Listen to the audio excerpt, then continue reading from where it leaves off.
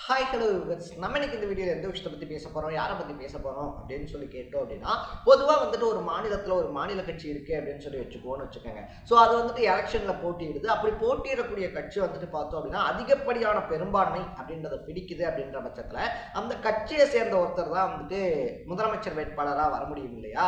So அந்த மாதிரிலாம் எதுவுமே இல்லாமல் வந்துட்டு பார்த்தோம் அப்படின்னா என் கட்சி ஆட்சியை பிடிச்சாலும் சரி, இல்லை கூட்டணி கட்சியில் அதிகமான வேட்பாளர்கள் இருந்தாலும் சரி, இல்லை அதை தாண்டி வந்துட்டு பார்த்தோம் அப்படின்னா என்னுடைய கட்சியில கம்மியான ஆட்கள் ஜெயிச்சு கூட்டணி கட்சியில அதிகமான ஆட்கள் ஜெயிச்சாலும் நான் தான் முதலமைச்சர் வேட்பாளர் அப்படின்னு சொல்லிட்டு கிட்டத்தட்ட ஒரு 20 வருஷமா வந்துட்டு பார்த்தோம் அப்படின்னா யார் வேணாலும் அதிகப்படியான ஓட்டு வாங்குங்க. இன்கேஸ் வந்துட்டு பார்த்தோம் அப்படின்னா எதிரியா நிற்கக்கூடிய கட்சி இருக்கு இல்லையா?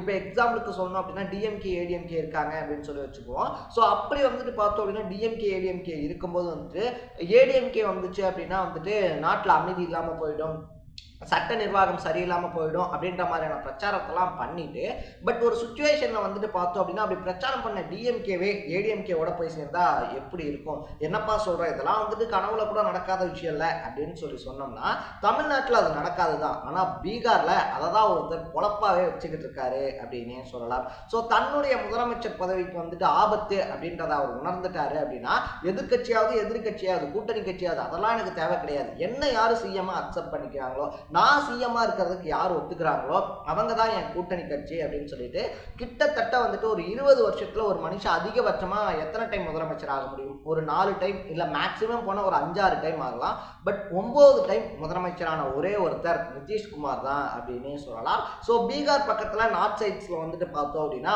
பல்டி மாமா அப்படின்னு சொல்லி செல்லப்பேர் வச்சு அடிக்கக்கூடிய அளவுக்கு வந்துட்டு அந்த அளவுக்கு மனுஷன் பல்ட்டி அடிப்பாப்ல அப்படின்னு தான் சொல்லணும். பீகார்ல எலெக்ஷன் வேற அறிவிக்கப்பட்டிருக்கிறதுனால வந்துட்டு பார்த்தோம் அப்படின்னா இந்த டைமும் எப்படியாவது வந்துட்டு ஆட்சியை பிடிச்சு 10வது டைமா முதலமைச்சர் ஆயிரணும் அப்படின்னு சொல்லி போராடிக்கிட்டு இருக்காரு நிதிஷ்குமார் அப்படின்னு தான் சொல்லணும். ஸோ நிதிஷ்குமாருடைய பின்னணி அப்படின்றது என்ன, அவர் அடிச்ச பல்ட்டிகளுடைய வரிசை என்ன அப்படின்ற மாதிரி பல விஷயங்களை தான் இந்த வீடியோவில் நம்ம பேச போறோம்.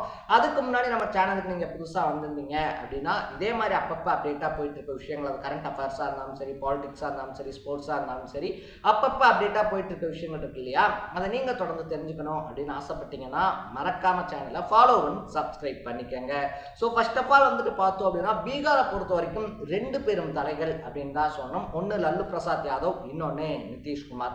லல்லு பிரசாத் யாதவ் வந்துட்டு பார்த்தோம் அப்படின்னா அந்த மாட்டு தீவன வழக்கில் மாற்ற வரைக்குமே நிதிஷ்குமாரால பீகார்ல ஒண்ணுமே பண்ண முடியல அப்படின்னு தான் சொன்னோம். ஏன்னா 1990 இருந்து அந்த 2005 வரைக்கும் ஒரு 15 வருஷங்கள் அசைக்க முடியாத சக்தியா பீகார்ல கால் வச்சிருந்தாரு லாலு பிரசாத் யாதவ்.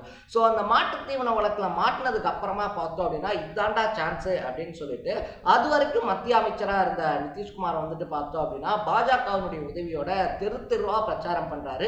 இந்த மாதிரி வந்துட்டு ஜங்கிள் யாதவ் அப்படின்லாம் சொல்லி பண்ண ஆரம்பிக்கிறாரு. மக்களோட பணத்தை வந்துட்டு திருடி தின்னுட்டான் அப்படின்ற மாதிரிலாம் சொல்லி ஆரம்பிச்சவர் பார்த்தோம் அப்படின்னா லல்லு பிரசாத் யாதவ் மேல இருந்த அந்த எதிர்மறையான விமர்சனங்கள் அப்படின்றத தனக்கு பாசிட்டிவா மாத்திக்கிட்டு 2005 முதல் டைமா வந்துட்டு பார்த்தோம் அப்படின்னா அந்த சிஎம் சீட்ல உட்கார்றாரு அப்படின்னு தான் சொல்லணும். ஸோ அதுக்கப்புறமா பார்த்தோம் அப்படின்னா 2010 வந்துட்டு பார்த்தோம் அப்படின்னா அதே சிஎம் சீட் அப்படின்றதுக்காக அவர் அடிக்கோடு இருக்கிறாரு. அப்பெல்லாம் வந்துட்டு பார்த்தோம் அப்படின்னா சின்ன அளவிலான ஸ்ட்ராட்டஜிஸ் அப்படின்றதெல்லாம் பண்ணவர். 2015 இருந்து தான் வந்துட்டு பார்த்தோம் அப்படின்னா பல்ட்டி அடிக்கிறத பல விதங்கள்ல பண்ண ஆரம்பிச்சாரு அப்படின்னு தான் சொல்லணும். ஏன்னா 2015 வந்துட்டு பார்த்தோம் அப்படின்னா காங்கிரஸ் இருக்கு இல்லையா, காங்கிரஸ்க்கு ஆதரவா வந்துட்டு நிற்கிறாரு. ஏன்னா அதுக்கு முன்னாடி 2010 பார்த்தோம்னா பாஜகவோட கூட்டணி அப்படின்றத வச்சிருந்தாப்புல, பாஜகவோட கூட்டணி தான் வச்சு ஜெயிச்சிருந்தாலும் கூட 2014 மோடி தலைமையில பாராளுமன்ற எலெக்ஷன் அப்படின்றத பாஜக திட்டமிட்டது அவருக்கு பிடிக்கல அப்படின்னு தான் சொன்னோம். ஏன்னா நிதிஷ்குமாருக்கு அந்த பிரதமர் சீட் மேலையும் ஒரு கனவு இருந்துச்சு, ஒரு கணக்கு இருந்துச்சு, ஒரு கண் இருந்துச்சு அப்படின்னு தான் சொல்லணும். அதனால வந்துட்டு பார்த்தோம் அப்படின்னா பாஜகவோட நான் வந்துட்டு கூட்டணியை முடிச்சுக்கிறேன் அப்படின்னு சொல்லிட்டு மாநிலத்திலையும் 2010 முடிக்கிறாரு. அதுக்கப்புறமா வந்துட்டு பார்த்தோம் அப்படின்னா அந்த 2010 பீரியட் முடியும் போது 2014 அந்த மாதிரி முடிக்கிறாரு. 2015 எலெக்ஷன் வருது. ஸோ பாஜக இல்லாம ஜெயிக்கணும் அப்படின்னு ஆசைப்பட்ட நிதிஷ் பார்த்தோம் அப்படின்னா லல்லு பிரசாத் யாதவையும் கூட சேர்த்துக்கிறாரு. ஸோ அது வரைக்குமே ஒரு 15 வருஷத்துக்கு பரம எதிரியா இருந்த லல்லு பிரசாத் யாதவையும் சேர்த்துக்கிறாரு காங்கிரஸ் அப்படின்னு சொல்லிட்டு மகாபந்தன் கூட்டணி அப்படின்னு சொல்லி ஒன்று அமைக்கிறாங்க.